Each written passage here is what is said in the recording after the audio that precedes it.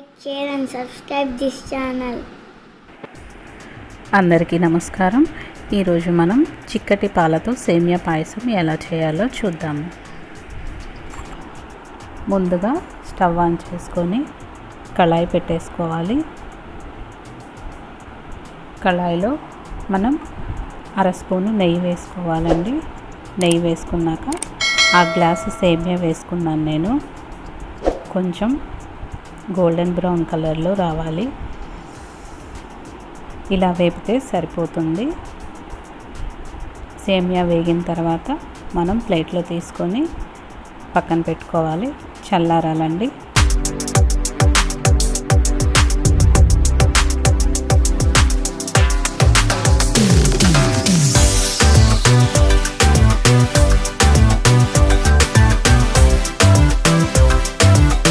ఆ తర్వాత మనం ఒక గిన్నెలో 1 లీటర్ పాలు తీసుకోవాలి. అవి కొంచెం కాగాలి.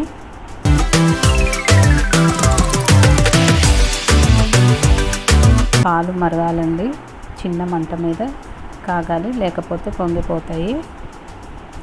పాలు కొంచెం మరిగిన తర్వాత మనం ముందుగా వేయించిన సేమియాని పాలల్లో వేసుకోవాలి.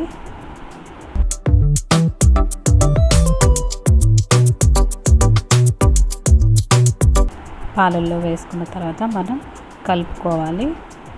అలా ఉండలు లేకుండా కలుపుకోవాలి. ఒక 5 నిమిషాలు అయితే ఉడికిపోతుందండి. అలా కలిపితే విడివిడిగా అయిపోతాయి సేమియా కూడా.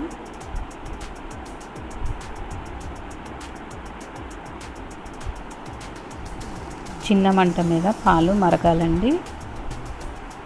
పెద్ద మంట పెడితే పాలు పొంగిపోతాయి కాబట్టి అడుగంటకుండా కలుపుకోవాలి. సేమియా ఉడికిందో లేదో చూద్దామండి.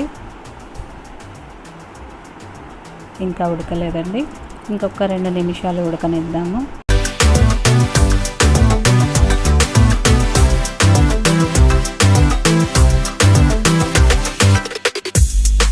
సేమియా ఉడికిపోయింది. సేమియా ఉడికిన తర్వాత మనం ఏ గ్లాస్తో సేమియా తీసుకున్నామో అదే గ్లాస్ తోటి పంచదార తీసుకోవాలి. మన టేస్ట్ని బట్టి పంచదార వేసుకోవచ్చు. కొంతమంది స్వీట్ ఎక్కువ తింటారు, కొంతమంది స్వీట్ తక్కువ తింటారు. కాబట్టి వేయించిన డ్రై ఫ్రూట్స్ అండి. పంచదార కరిగింది కాబట్టి వేయించిన డ్రై ఫ్రూట్స్ కూడా వేసుకోవాలి.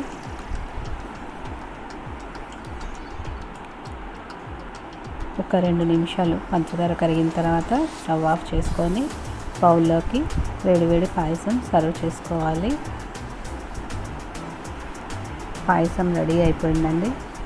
ఈ వీడియో కనుక మీకు నచ్చినట్లయితే లైక్ చేయండి, షేర్ చేయండి, కామెంట్ చేయండి. అలాగే మన ఛానల్ని ఎవరైతే కొత్తగా చూస్తున్నారో సబ్స్క్రైబ్ చేసుకోవటం మాత్రం మర్చిపోవద్దు.